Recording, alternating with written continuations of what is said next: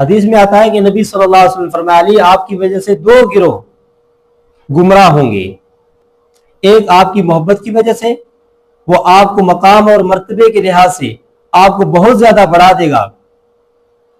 اور ایک وہ اور آپ کا مقام اور مرتبہ گھٹا دے گا۔ حضرت علی رضی اللہ تعالیٰ عنہ کی وجہ سے گمراہ ہونا، حضرت علی رضی اللہ تعالیٰ عنہ کے مقام اور مرتبے کو نہیں ماننا، آپ کو مقام اور مرتبہ ملا ہے اس پر خوش نہیں ہونا، یہ تو مسلمانوں کا شیوا نہیں ہے نا کہ جو حضرت علی کا مقام اور مرتبہ ہے وہ اس پر خوش نہ ہو۔ بالکل مسلمان خوش ہوتے ہیں، جو حضرت علی کا مقام اور مرتبہ ہے اس پر خوش ہوتے ہیں۔ حضرت علی رضی اللہ تعالیٰ عنہ سے خوش وہ نہیں ہوتے جو حضرت علی رضی اللہ تعالیٰ عنہ کے حوالے سے عداوت رکھتے ہیں، بغض رکھتے ہیں، آپ کے بارے میں دل میں کینہ رکھتے ہیں، وہی لوگ ہیں جو حضرت علی رضی اللہ تعالیٰ عنہ کی وجہ سے۔ اچھا، ایک وہ لوگ ہیں جو حضرت علی رضی اللہ تعالیٰ عنہ کی محبت کی وجہ سے گمراہ ہوں گے،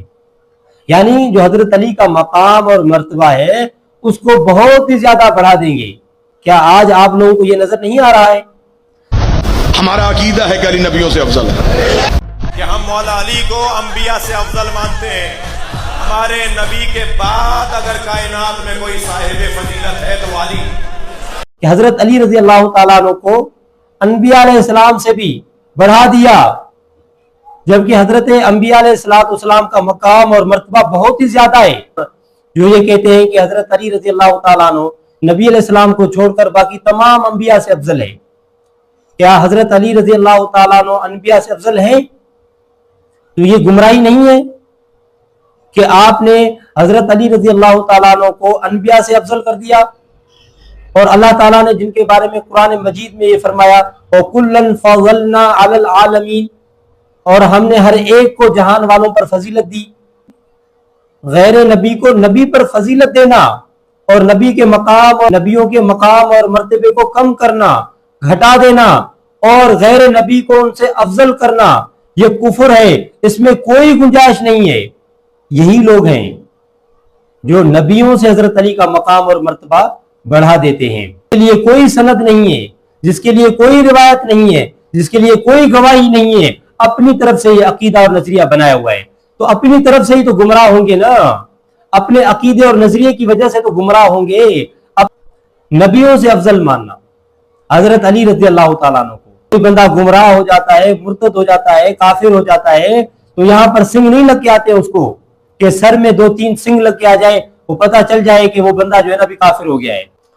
جو دنیا والے ہوتے ہیں نا وہ گمراہ ہوتے ہیں، ان کو سیدھے راستے پر لانے والے نبی ہوتے ہیں، رسول ہوتے ہیں۔ اگر آپ نے ان کے مقام اور مرتبے کو گھٹا دیا